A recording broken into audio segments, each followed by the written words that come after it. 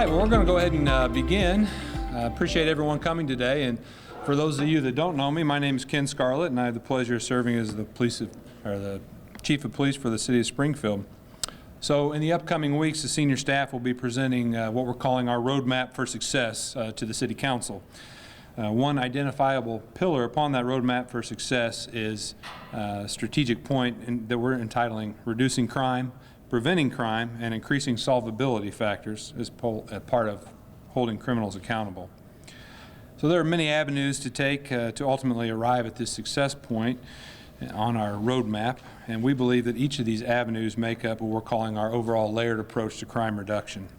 So today the Springfield Police Department is proud to offer education on one of those layers. So as a result of the City Council appropriation, the Springfield Police received funding to strategically locate 83 license plate readers throughout our entire community. These LPRs were decided upon only after careful consultation of the subject matter experts from Flock, one of which is here today, along with additional data to include major ingress and egress locations throughout the city, historical crime data, and prominent thoroughfares that connect all sections of town. So tonight's meeting is an opportunity for our agency to continue our pledge for transparency by offering an educational session on the effective use of the technology. Additionally, we have brought actual equipment that we'll pass around and let you take a look at and see for yourselves. And we have some samples of what the transparency portal will ultimately look like. We believe that working together with our community through trust building and transparency will exponentially increase our ability to reduce crime. And that's exactly what our goal is for the evening, to work together. At this time, I'd ask the mayor if you'd like to say a few words.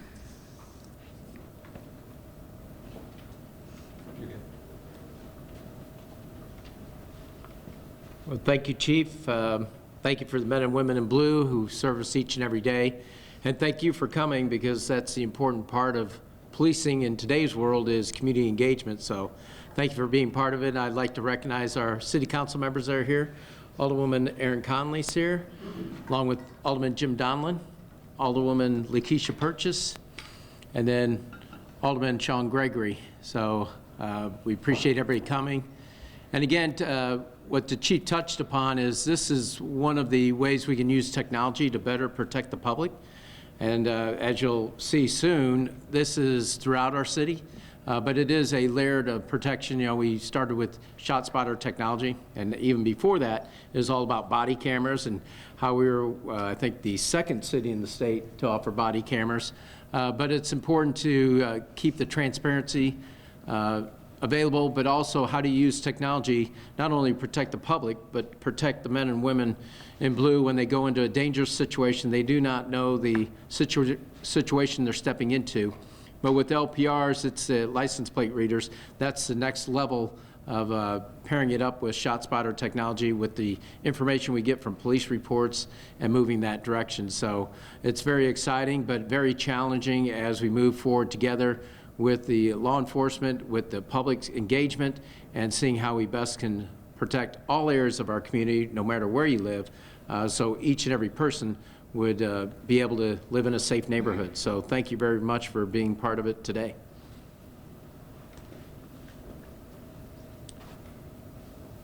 Thank you, Mayor. Appreciate that.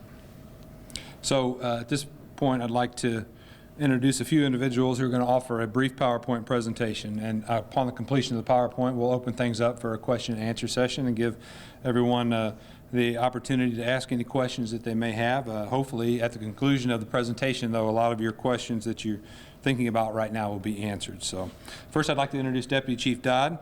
Deputy Chief Dodd is over our Field Operations Division and has been an instrumental player in working with the Flock team to ensure that our city receives the state-of-the-art equipment. And next to Deputy Chief Dodd is Josh Thomas, and Josh works specifically with Flock license plate reader product and is considered subject matter expert on all things surrounding this technology. So at this point, I will turn things over to Deputy Chief. He's got a PowerPoint, and I think Josh will follow with it. All right, thank you, Chief. Like you said, my name is Andrew Dodd, and I am the Deputy Chief of the Field Operations Division. One of the biggest projects that I've been working on, seems like probably a year now, has been the ALPR program, And I want to thank Tom Chi, who used to work with us. He's moved over to COP. The project would not be where it's at now if it weren't for his help. So Chief kind of alluded to it, but why do we want to move to the ALPRs? It's reduction in crime across the city, shootings, robberies, to be able to have the information, the solvability factor of knowing the cars that are involved, that are transporting the criminals, the crimes across the board. So these are from our 2021 crime stats. The shots fired calls, you can see uptick when we got the shot spotter, much more accurate on the number of shots fired calls that we have, and then the shootings throughout the years going up. It goes beyond just shootings, a map citywide from 2017 to 2021 on the shooting victims and the homicides across the city. And the last one is just a heat map, confirmed shots fired and commercial armed robberies. It's not just for shootings, shots fired calls, it's armed robberies, retail thefts, hit and run accidents. Across the city, side to side, it's more than just those major crimes. It's trying to reduce crimes across the city, across the board, by being able to target the cars and getting the information from there. So what? Jump to 4 slides. 4 slides? Touch. So the ALPRs, what are they and how do they work? It's one piece of technology aimed at solving crime. It doesn't work hand in hand with ShotSpotter. They don't tie together, but it's just another layer of how we can solve the crimes. So how do they work? Slow, what's it doing here? Additional layer of technology used to substantially increase the likelihood of solving crimes that has a mobile component. So that's shootings, armed robberies, hit and runs, burglaries, retail thefts, across the board, how we can use them. They are just motion activated cameras. They're not surveillance cameras. They're not pan and zoom. We don't have live feeds coming from them. And the way they work is they're specifically aimed towards traffic flows to capture the images of the rear of the car, including the license plates. And then the computer side of it, once the camera captures the photo, it identifies the license plate and then is able to identify the different makes of cars, Ford, Chevy, the types of car, Taurus versus Impala, to be able to search not only for the plates, but the vehicle types through colors and stuff like that. So, jeez. Where'd it go? Xavier, can you help me go back one? This thing's not working. So what are they not? They're not surveillance cameras. We can't pan, tilt, zoom. There's no live feed going from these cameras to anybody's office back at the station. They're not red light cameras. They can't even see the lights. That's not what their focus is. They're either before or after an intersection getting the cars coming through. They're not speed cameras. These have no idea how fast you're going through the intersection. It's not part of the technology, and it's not tied to anything related to speed.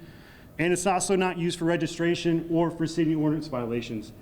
This does not have the capability to tie into the state lead system to run your car as it goes through the intersection. It can't tell if your sticker's valid, if the plates belong to the vehicle. It's not that sophisticated of a system. It's literally taking a picture, and then the computer AI on the other side allows us to search for those images if that type of car or that plate is related to crime. And they're not used for anything other than law enforcement investigative procedures. So what do? They recognize, photograph, and interpret license plates in real time.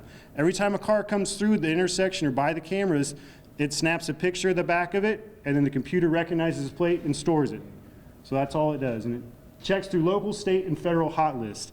That's not a lead search. It's not looking for registration. If the state says we should be looking for this car, whether it's an Amber Alert or a stolen motor vehicle, that's the type of hot list that'll get uploaded in there every day for that search. Or internally, if we're looking for a car related to a crime, those are the hot lists that'll come up. It'll also pull up, there's no human involvement on their side. It just stores it in the system, and it captures and disseminates actionable data in real life. If our officers are looking for a vehicle, say it's a stolen car, and it drives by one of these cameras, it'll alert the officers on what intersection it went through, and so they can start tracking towards the way to recover it, or an Amber Alert or any vehicle like that. Is this working? Oops. Can you go back one more time for Xavier?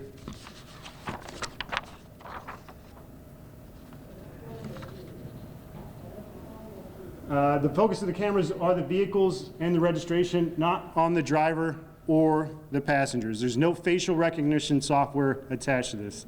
It may pick up the driver, it may pick up a passenger, but the focus of the camera is at the rear of the vehicle with the license plates. And the next picture is an image that was captured out of Decatur off of their system. And the reason we chose this one is the vehicle was actually used in a vehicular hijacking and a shots fired call. Come on. And this vehicle, Pointed towards the, it's not going there there. you go. This vehicle actually came into Springfield, ran from our officers a number of times, so direct relation back and forth. But this camera is from, or this picture is from Decatur's flock system that they used in their investigation. So these are what the, you're fighting me, Xavier. These are the different installation types that we're gonna have around town. So the solar on an existing light pole or utility pole, electric on an existing pole, and then in some locations, Flock's actually gonna have to drop their own poles depending on the location and the terrain that we already have out there. And that's the process that we're going through now as these cameras are getting installed, of what type of pole and installation is to be the best in working with CWLP and Tom Chi.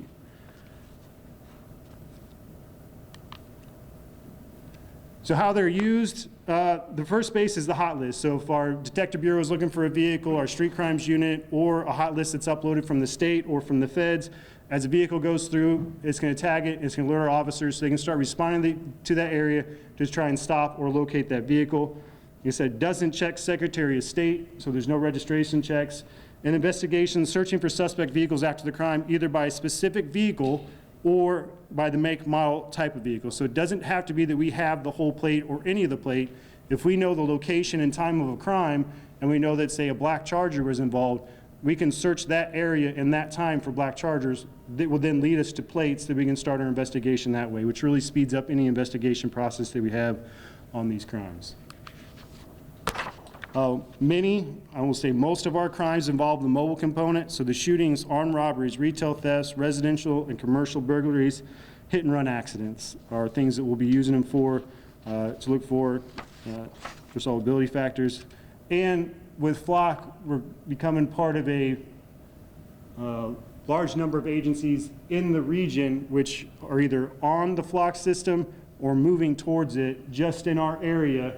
In Jacksonville, Decatur, Bloomington, Champaign, Chatham's trying to come on board here in the short time, Rantoul, Danville, Peoria, and then the entire Chicago metro area has a huge number of cities and municipalities that are moving towards Flock, and we can use their resources along with it. Big concern is the policy or the privacy considerations with this type of camera. This is the first two sections of our general order for the use of the Flock cameras in the ALPR. What I draw your attention to is the use of the data to ensure that the information is used for legitimate law enforcement purposes and the privacy, civil rights, and civil liberties of individuals are not violated. That is core to our policy, is repeated within the policy. We have the information. When these plates are run in the system or stored in the system, after 30 days, they're automatically expunged unless we need them for an evidentiary reason, unless that vehicle was used in a crime. Other than that, they're not being searched, they're not being looked at, and that's the policy that's set up by Flock for part of the policy concerns to make sure the privacy concerns that that data is flushed automatically out of the system and so forth. But that policy and that language is repeated multiple times through our general order covering the use. And that gets to the storage of the data. There's no data actually stored on those cameras. Everything is stored on a criminal justice information service compliant cloud server. Just like our evidence.com evidence, very secure, certified server, and that's where everything is stored. We own the data. This is important for us through the RFP process. Moving towards these it's our data so we can verify that it's not being resold or used for any other purposes. Some of the other companies we looked at own the data and can use it as they wanted to and have the ability to sell it, which is something that we wanted to avoid at absolutely the high priority for us. Did it go too far again? What? That was right. I was right?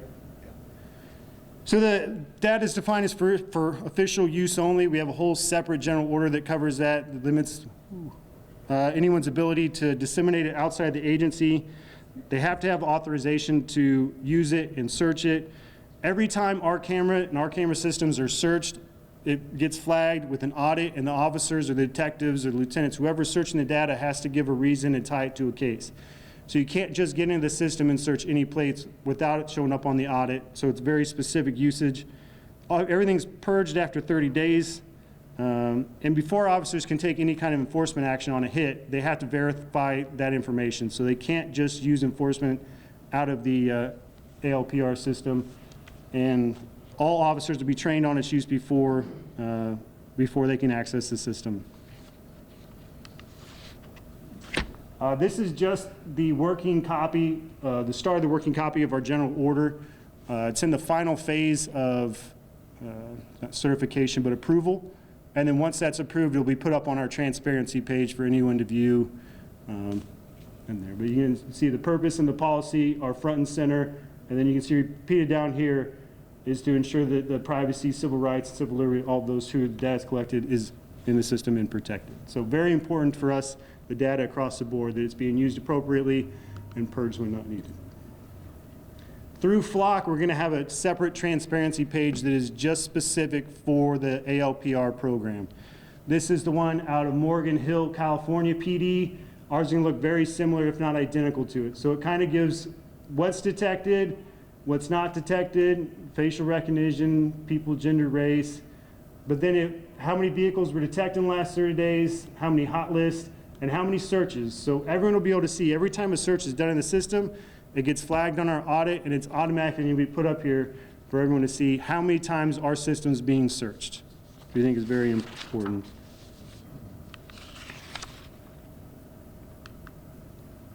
And then that is my email address for any questions after the presentation or for follow-up if anyone has anything for me. With that, Chief?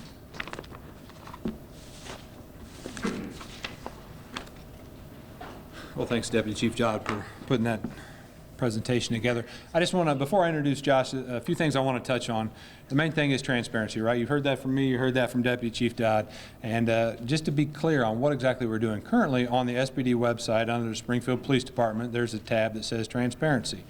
Anybody can go to that, click on that. That has all of our general orders, internal affairs stuff, all sorts of information that we want people to see. That's why it's called transparency, right?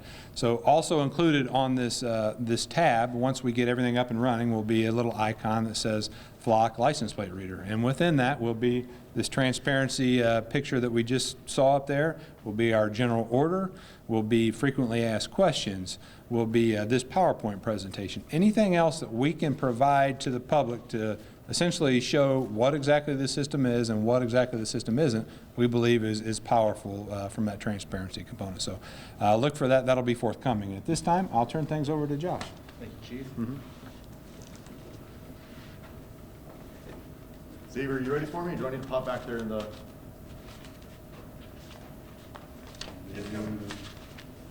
Hold your applause, everybody. It's okay. Thank you.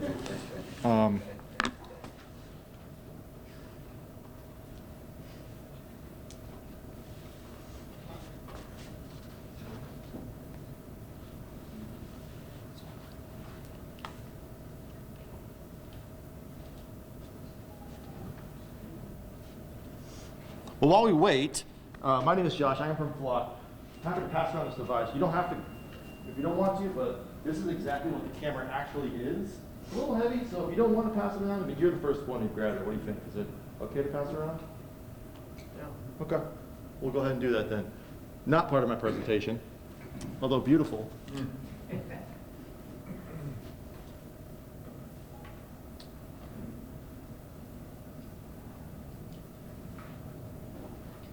Let me go hop back to there real fast and let's see if I can help them out. I'll be right back.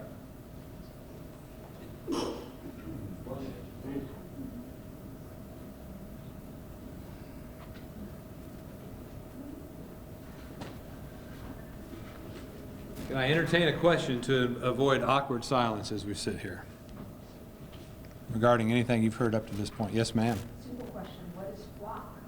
Well, that's the name of the company, and Josh is going to tell you all about that. Yeah, that's a specific vendor, I guess, if you will. Yeah. Any questions? Any other questions? Yes, ma'am. Have you decided where they'll be placed yet, or is that still to be determined? No. So I believe as part of Deputy Chief Dodd or my speech there, we have identified the locations of the 83 cameras. Again, that's based off of major ingress and egress avenues into our city, major thoroughfares to and from different parts of town, as well as historical crime data, major intersections, all that stuff. So, yeah. Are you ready? Yeah. I'm going to turn it back over, and then we will take some questions at the end. We're going to run it from here so we don't have the same clicker issues. But my name is Josh. I work for Flock Safety. And this is our mission. It's to eliminate crime. Right? Those are some audacious words. I know our founder chose those words specifically, but we do believe it is possible if we work together with communities, with law enforcement, with technology, with elected officials. We actually can work together. We can bring these crime rates down significantly because we're seeing it happen. And I'll share some examples of that today. But if you take a step back and look at America, right, this is what's happening all across the country.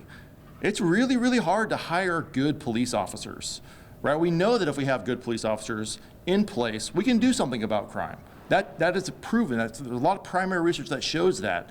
But man, it's hard to hire a lot of good people, especially in today's climate. Crime is rising. As you saw from DC Dodd earlier, he was explaining some of those crime maps. Crime's hard to solve.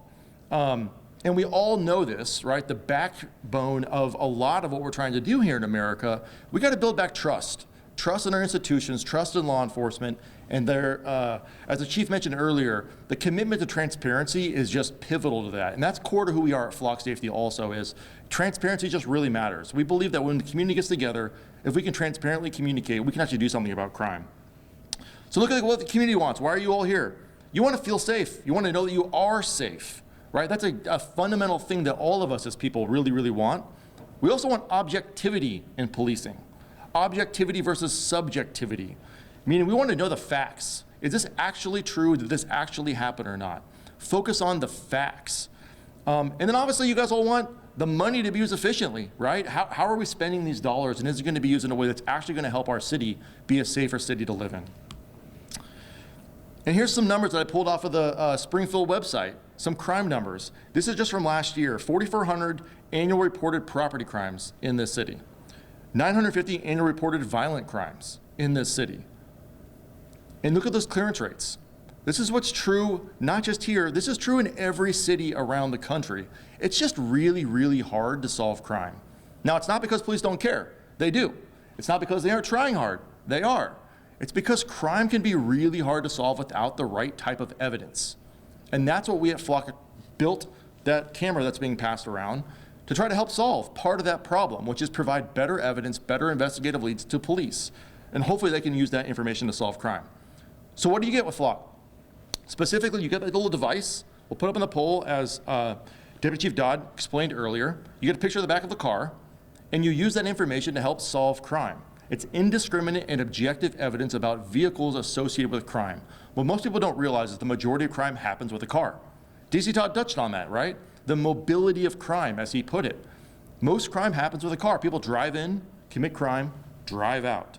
So if we can focus on the vehicle and get the vehicle details, not people, the vehicles, that gives investigators better information to go out and investigate and solve crime. And you and me, us, we are not trained investigators. So when a crime happens, if I'm witness to anything, what can I tell the police about that incident? I'm certainly not going to get the license plate off that car because I don't think to memorize license plates as things happen. But maybe I can give a description of a car. Maybe I can say it was a yellow Jeep that took off, or it was a blue Ford of some kind. Well, then you can go in our system, and like an Amazon search, you can literally type in yellow Jeep or blue Ford, find that specific camera that was in that area, get the license plate, and law enforcement can do what they do and go out and solve that crime. And that's the goal here. How do we get better investigative leads to law enforcement so they can go solve crime? So how does it actually work? This is what DC Dodd was touching on, right? On the proactive side, we integrate with the National Criminal, what is that, NCIC, what does that stand for? National Crime? Sure. Yep. Information Center, thanks, Chief. National Crime Information Center. It's a list that's curated by the FBI. In real time, if any car is on that list, meaning it's wanted, it's stolen, outstanding warrants, and they drive by a camera, in real time, a patrol officer will get that alert in their vehicle on their cell phone, and they can go out and dispatch and go stop that crime. Moreover, we also have an integration with the National Center for Missing and Exploited Children, NCMEC. They're the people that power the Amber Alerts. So when you get a text message on your phone that says Amber Alert, that company, we have an integration directly with them. So before we even get texts on our phones, all of our devices get that information sent to them directly. So if that car drives by any flock safety camera, in real time, again, the patrol officer will get the information saying, that's the Amber Alert. Go stop that car. That's on the proactive side. On the investigative side, we have our DC in charge of investigations right here in the back of the room. He can attest to this. When somebody comes in and reports a crime, they give all the details they know, then an investigator has to go out and do their work to go investigate that crime. Well, if you and I get a crystal clear image of somebody's face, but I don't know them, and police don't know them, it's really tough to do much with that piece of information. But with Flock, with a license plate, it at least gives the investigator a lead. It gives them a start in this investigation to go start trying to solve this crime. And that's what it comes down to. How do we give you better information to go out and solve these crimes? Lastly, cameras are proven to act as a deterrent. The more often we can get better information to police, solve crimes very, very quickly, and publicly tell everybody here, don't commit crime in this town. We're going to see crime rates drop because we're seeing it happen in other places. I'm going to just reiterate a couple things that you already heard from DC Dodd, which is just what is it and what isn't it?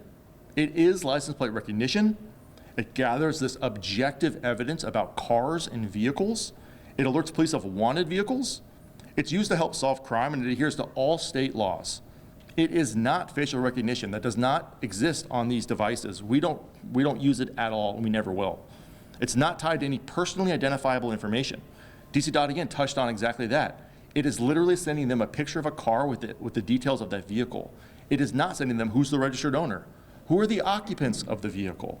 We don't take a picture of that. We don't know that information. It's completely separate from flock safety. As was also touched on, there's no radar. These are not for traffic enforcement of any kind. This is to help solve crime. And the last piece of the puzzle is the data is not stored beyond 30 days. And that's by design. We do this everywhere. By default, all of the data is permanently deleted off our servers every 30 days on a rolling basis.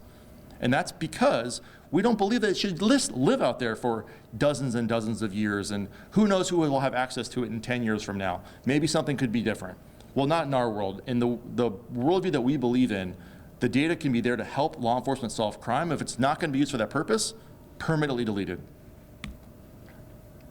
Again, I won't go into all these details because I think DC Dodd did a great job of that earlier, and all this will be available on the Springfield Police Department website. How are they thinking about privacy? Who has access to the footage, and how long does it exist? I just want to really quickly just touch on a couple of quick stories here about how this actually has worked. In Chamblee, Georgia, it's a suburb of Atlanta, that's where I live, the first Amber Alert that we were able to help solve was a stranger-on-stranger abduction. This was a 1-year-old child named Mateo, and a couple drove up. His mom was pushing him in the stroller. They jumped out of the car, stole the 1-year-old, kidnapped him, and drove off. Stranger on stranger. Now, police can attest to this. When there's a stranger-on-stranger abduction, they almost always end in a bad outcome. Usually, if there's a kidnapping, people know who the person is, or they're associated with them in some way. In this case, there wasn't, and they almost always lead to very, very, very sad outcomes. Luckily, they had our technology, and in real time, law enforcement was able to find out what that suspect vehicle was and where it went. They were then able to identify the license plate, find that person, and they were able to recover this 1-year-old child. They returned him to his mom in under 6 hours, same day. It was incredibly powerful. This is what led to our initial integration with the National Center for Missing and Exploited Children. We realized we had to integrate with them. This just had to be a thing that we did. I'm proud to say that we've been able to help solve over 24 Amber Alerts in the last 3 years since we've had this integration live. Rantoul, right? Around the corner from here. 14 minutes after they put their technology up, they already solved a crime. This is a place that had an increase of gun violence, a bunch of aggravated assaults. On the 4th of July, there was a shooting of people that injured 5 individuals, including children.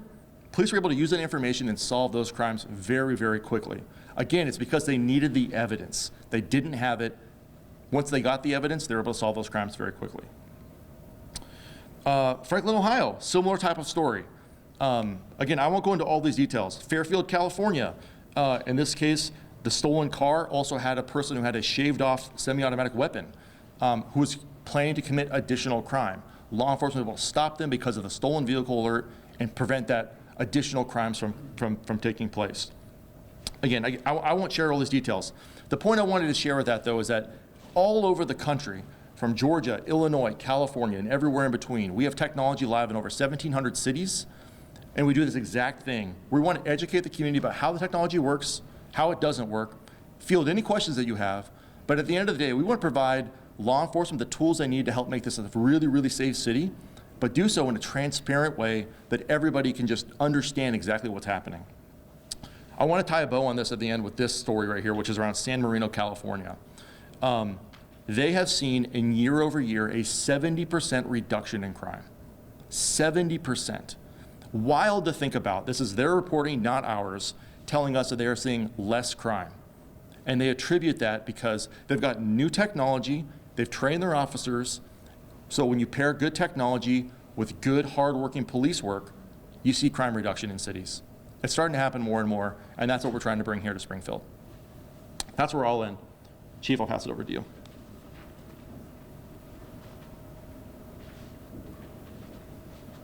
Well, I think we know who won Best PowerPoint Presentation Award.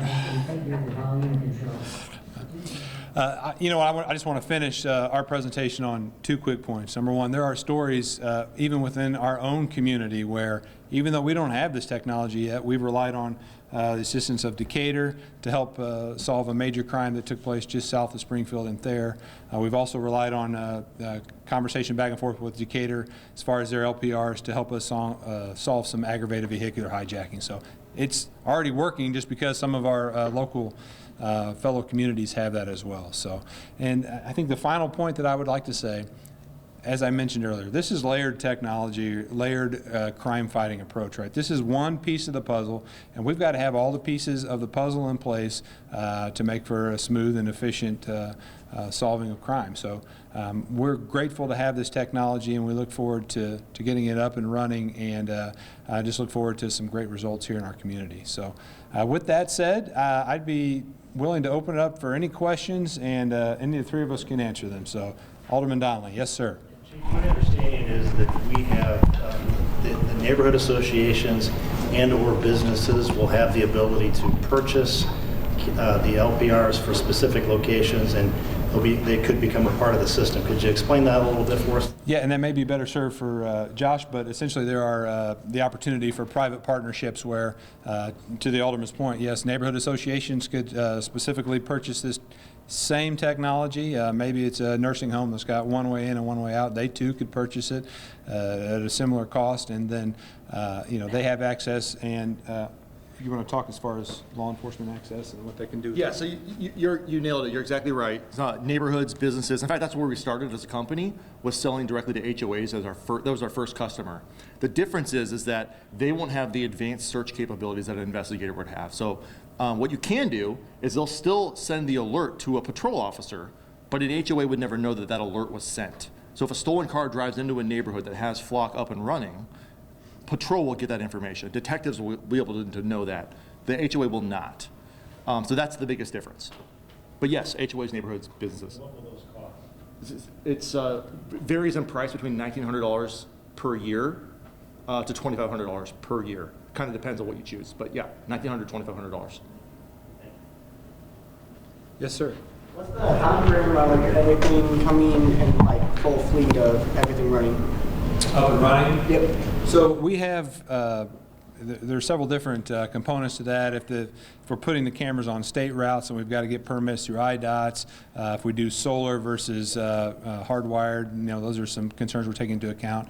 A lot of the technology is going up currently. Some of the solar ones will be working shortly. My guess is 4 to 6 weeks. I'm hoping that everything will be up and live. Any other questions? Yes, sir. How is it gonna work in terms of who's gonna get the notice that a vehicle has been identified as a suspect vehicle? Who's So- gonna get that information?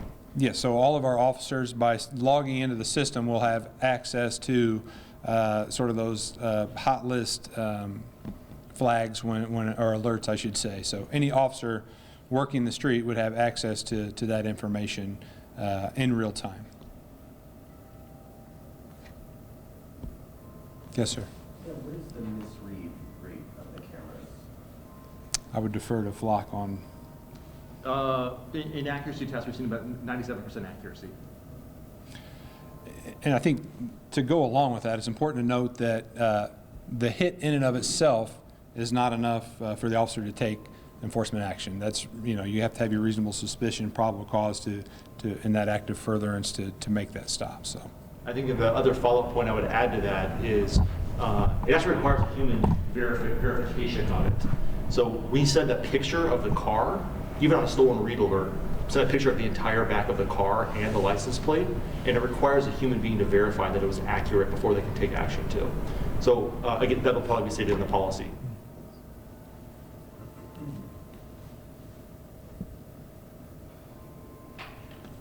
Mr. Pitts. I have a couple of questions. As a supplier, will you have access to the data? No. No, so our company, so as I stated earlier, the city owns the data, we don't. So we don't have access to it at all. So we can't share it with third parties, we can't sell it. We don't have access to it. Will we have trained monitors that, they have on the site that checks it out, or is it, any officer that get a call and go in and pull up stuff? So every officer that wants to access the system, and you can pop in if you'd like, but every officer that wants to access it has to be fully trained on it. And then if you want to touch on the 30-day. So part of it is we want every officer to log into the system for their shift, just in case a hot list, an Amber Alert or something comes through. That way they can go and respond to that. They also have the ability to say, last year we had a hit and run where a lady was hit by a car and her dog died. So that officer would be able to log in and search that system for that vehicle type or that vehicle plate. So that's how they can go in and search. But every time they do that search, they have to put the information on why they're searching, including the report number. And that follows up on the audit trail that comes into my office that I can see every day, real time, who's searching and for what reason. And it'll automatically put the ticker up on the transparency page. Does that answer your question? It does. So it's kind of given what we're dealing with now with one of our current officers that was recently resigned, and we know what some of his targets was, just kind of raise a reason for concern, because so there's what it is. And correct me, we can go in and see the user activity. So not only will it pop up on the audit, but we can also see if any officer is using it disproportionately to anybody else. So it's specific reasons that they're using it, and then if someone's in there digging through the data, they don't need to be, then that'll get flagged in the system too. So we can track that user. And everyone has their own individual login so that we can tell who's in the system for how long and what they're searching for related to what case. Okay. Now, is it going to map the locations, or is it something that you do inconspicuously? We are not publishing where the map is. Chief, you want to hit on that? Sure. Yeah, obviously, it's important that, like I said, major ingress, egress parts of the city, routes to and from different sections of town, major accident intersections. We take into account all that data for the locations. Clearly, if there's a list of where the items are, then the data becomes skewed in my mind, and it doesn't serve the purpose that it's intended to. So because of that, we're not sharing the locations of the cameras. And I would presume that's typical across the country? Yes. Thanks. I think what most cities tend to see is that if you publish the specific exact locations, people they try to avoid them. And so we're trying to provide the leads for law enforcement to solve crime. Alderman Gregory. Chief, I think one of the bigger concerns for the community was in these investigations, if we per se have a black Regal and it's 5 black Regals went through that intersection during the investigation, how do we whittled down without any name or information on, you know, which car may fit the crime. Well, again, that's just an added tool that our detectives would then have to go out and vet and investigate, right? So if we're looking for, in this case, a black Regal related to, I'll just say a robbery, right? And there was 5 that happened to go across there, then we have to go through and use that as one of our investigative leads to determine which one it may or may not be. Heck, it might not be any of them, right? I mean, you just don't know. So that's just, again, another component of the investigative process, another layer of technology that we're using to help solve crime. And second question, in the general orders, or what's the consequence or process for misuse of this product? Yeah, and I don't, is it specifically stated in the general order other than discipline? Discipline. Yeah. So it's not directly tied to a termination or anything like that, but it is kind of directed to other general orders that we have as far as that privacy and information systems. So it's not a specific trigger that it automatically says, but it is up to discipline. And listen, let me be very clear, and I've made these points a lot over the last couple of weeks, that I take any policy violation as extremely serious, and that's what this is. This is part of our policy, and if by some chance there's someone that chooses to not abide by our policy, they will be dealt with accordingly. So I think it's very important that we make that point. In the very back, sir, yes.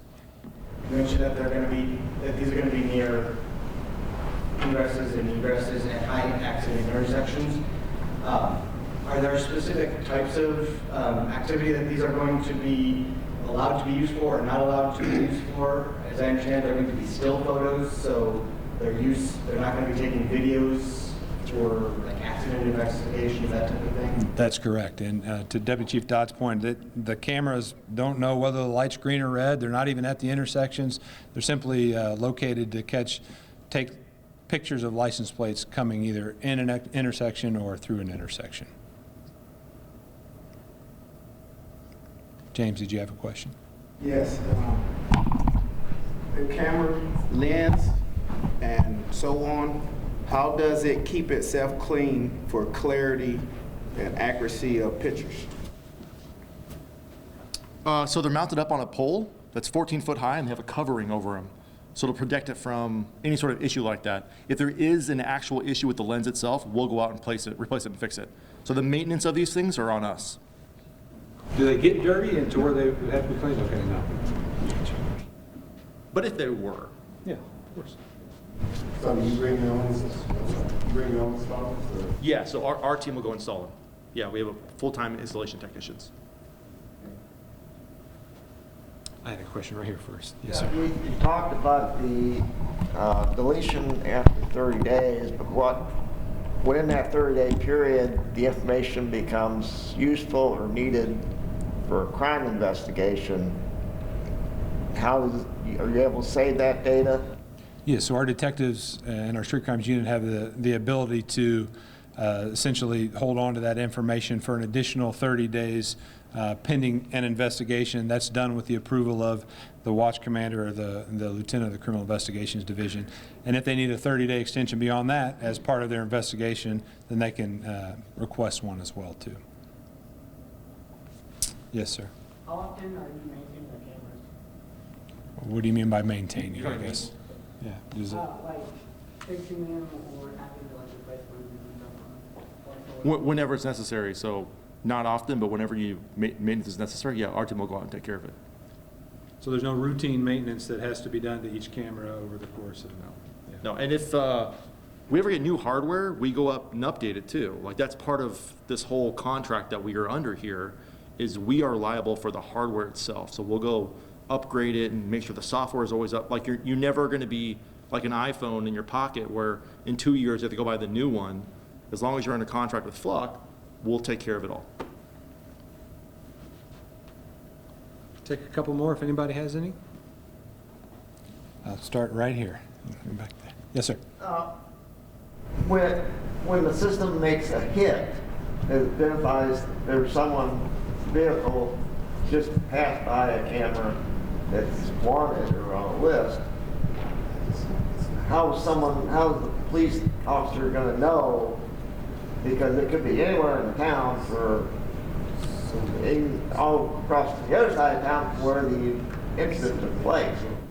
Right, so the way this works is that when our officers get on duty, they sign in, so every officer is now active in the system, and then if a stolen car runs through runs through an intersection, let's just say, I don't know, 11 in Princeton or something like that, then, you know, it would make an alert to every officer that was logged in. Stolen car just went through this intersection, and give everyone the notice. And then, you know, if our officers are working that particular area or happen to be close by, they may proceed to that area to see if they can identify it.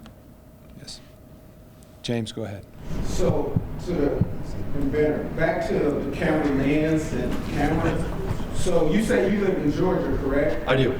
So here in the Midwest, we get ice and snow. Yeah. And so if ice and snow gets on those lenses, is it automatically melting off, or how do we keep that clear picture? Yeah, so there's a couple things we can do. Again, this device has a hood on it, which is angled downward because it's taking a picture of a car. It's on a 14-foot pole, angled downward. So it typically doesn't get any snow or ice on the actual covering the lens itself. We also have a team that's local here. Those are our install technicians. They live here. And if there was an issue, we would just go out and clean it and take care of it. But there isn't usually an issue. Like we have these, we work with 80 cities across the state. And so we've been through the winters here a couple seasons now. And we have a team of people that will take care of it for it. What material the lens is made out of to cause The lens snow inside or- is, yeah, it's glass inside. So that to cause the snow and ice not to stick to that, because using the camera every day. Sure. Even when I tip down shooting winter shots, wind blows snow up. Sure. So there's a battery inside. These things get warm. It's solar powered. And I'm just telling you that what we've experienced so far is that it's usually not an issue. But if there is an issue, like I said, our team will go out and take care of it. Are these cameras used anywhere at work where they might run in the snow, or like Minnesota, or? Yeah, we're You guys had experience? yes, we're in Minnesota, Wisconsin, and Michigan. Yeah, across the Northeast. I had another question. When Sure. it's like a stolen car, I get that the plate comes by. When it's something like that kidnapping, how does it know which cars it's looking for? Is it just collecting the pictures in a certain area? Or you guys say we need X, Y, and Z? How can you find it? Yeah, so one thing that we can do, we have let's say a kidnapping, and a neighbor says it was a black GMC truck. Maybe some plate, maybe no plate, maybe partial plate. All that information can get logged in the system, and then that, based on whatever information data set you provide the system, that's what it begins to look for. In this particular case, I don't know. I imagine it's, Usually it's like supplement other information.